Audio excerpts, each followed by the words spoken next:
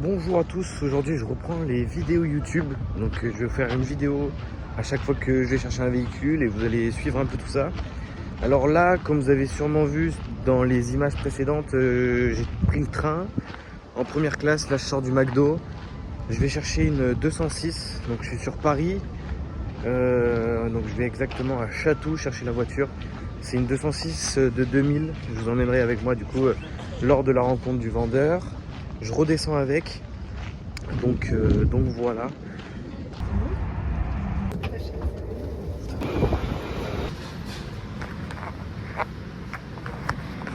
Pour l'instant, j'ai trouvé un petit parc où je vais me poser un peu et me balader. Donc sur cette chaîne, je vais parler d'achat-revente de véhicules. Dans mes deux précédentes vidéos, c'était sur des motos et là, je passe sur les voitures. Donc n'hésitez pas à me poser des questions en commentaire sur ce que vous voudriez savoir, etc. Parce que j'ai pas forcément d'idées qui me viennent tout de suite en tête. Donc là, la voiture qu'on va aller chercher aujourd'hui, c'est une 206 de 2002. Elle était affichée sur Le Bon Coin à 2200 € et j'ai négocié par téléphone à 2000 € la voiture. Sur la voiture, normalement, il y a seulement l'aile avant gauche où il y a un petit POC. Donc je pense que c'est rattrapable.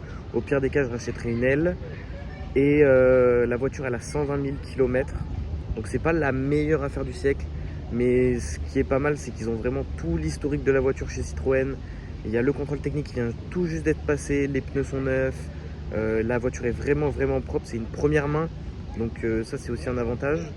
Donc voilà, c'est plein de points. Forcément, il y a des 206 qui sont plus rentables que ça. C'est une voiture qu'on va essayer d'afficher à 2950, qu'on va essayer de faire partir le plus rapidement possible vu qu'il y a déjà le contrôle technique et très peu de réparations. J'ai pas fait de vidéo sur la première 206 que je suis allé chercher, donc j'en ferai une dans la semaine. Je vais essayer de faire une à deux vidéos par semaine sur YouTube et après ce sera en format court sur les réseaux. Donc n'hésitez pas à vous abonner si vous voulez en apprendre plus sur l'achat-revente, posez-moi vos questions, etc. Et puis voilà, je vais tout vous documenter sur comment je vais essayer de gagner le plus d'argent possible avec l'achat-revente tout simplement. Il faut savoir que dans les grandes villes, la plupart des voitures vont être légèrement moins chères qu'en campagne. Alors comme j'habite en campagne, forcément à chaque fois que je dois acheter une voiture, c'est souvent en ville. Là les deux que j'ai eu, c'était à Paris. Donc il y a aussi les normes de pollution qui vont jouer sur le prix. Il faut savoir qu'à Paris et à Lyon, c'est les deux villes pour les diesels où on va avoir de fortes restrictions. Et donc c'est potentiellement des zones à rechercher pour aller chercher des voitures diesel pour revendre en dehors de cette ville.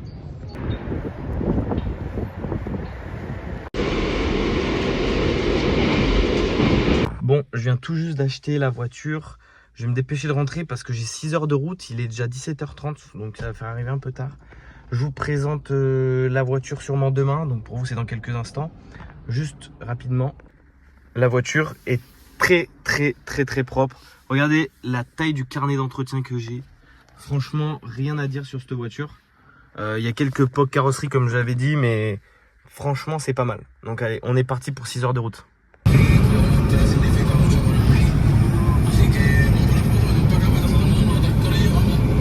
Quelques jours plus tard, donc je vais vous présenter un peu mieux la voiture. L'extérieur, je vous avais pas trop montré.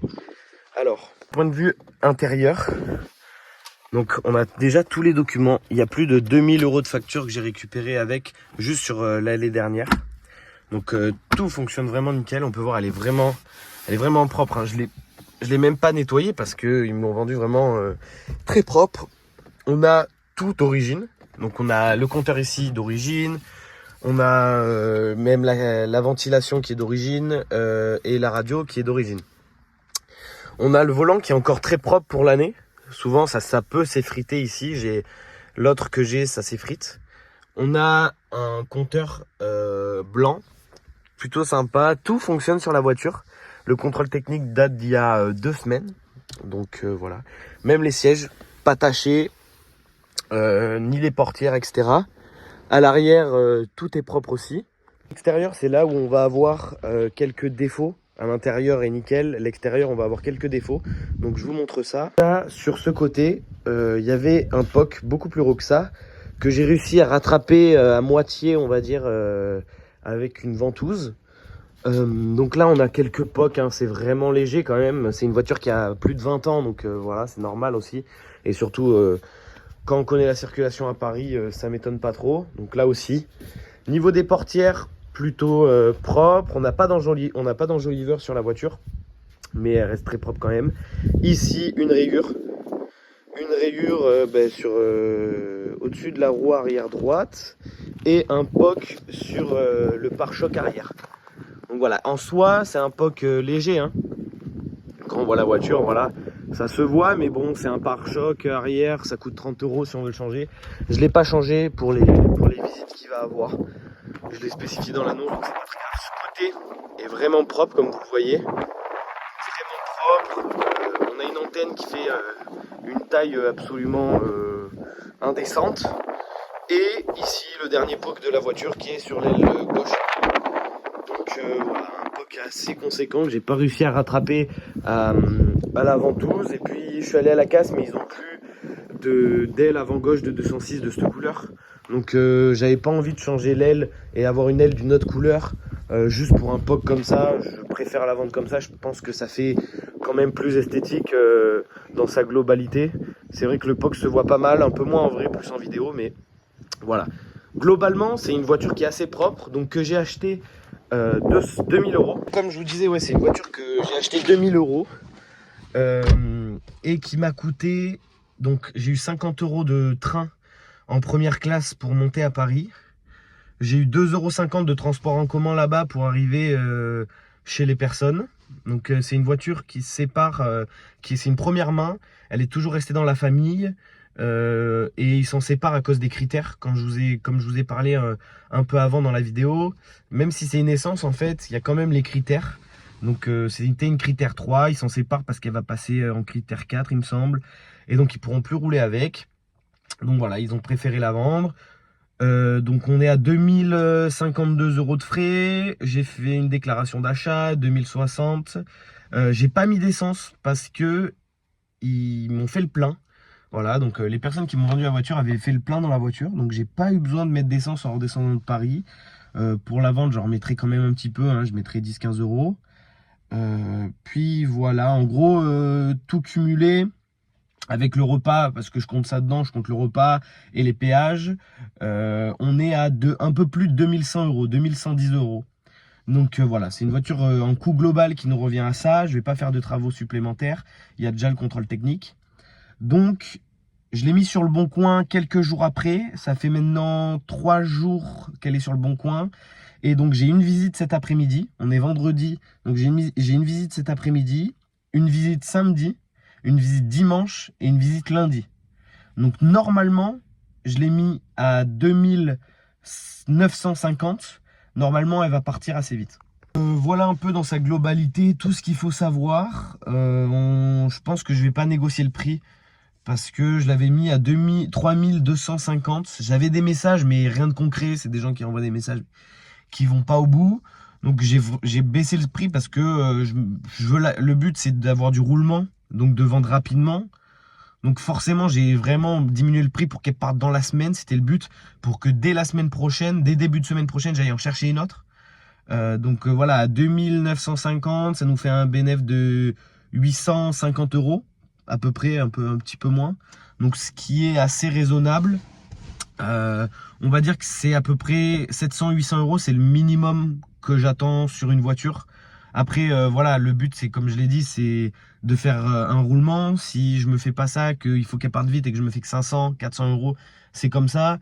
Je suis sur mes premières voitures, donc forcément je prends de l'expérience, donc voilà. Je vous remercie d'avoir regardé la vidéo jusqu'ici. C'est une vidéo assez longue. N'hésitez pas à vous abonner si vous voulez suivre un peu toute l'aventure quand je vais chercher les voitures, etc. Et puis tout le développement, parce que dans quelques années, je pense qu'on sera pas au même niveau qu'actuellement. On va essayer de bien se développer. Je vais essayer de tout vloguer ça sur YouTube pour vous partager, pour ceux qui ça intéresse, pour ceux qui veulent faire pareil.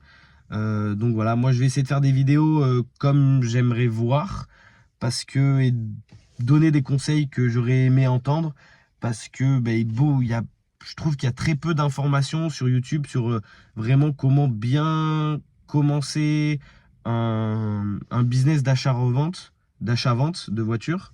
Je trouve que c'est assez partiel, c'est des informations qui sont pas concrètes, que ça soit au niveau de faire la société, de trouver une assurance, combien ça coûte, comment il faut faire, les papiers, etc. Parce que ça paraît pas, mais c'est un gros point à faire.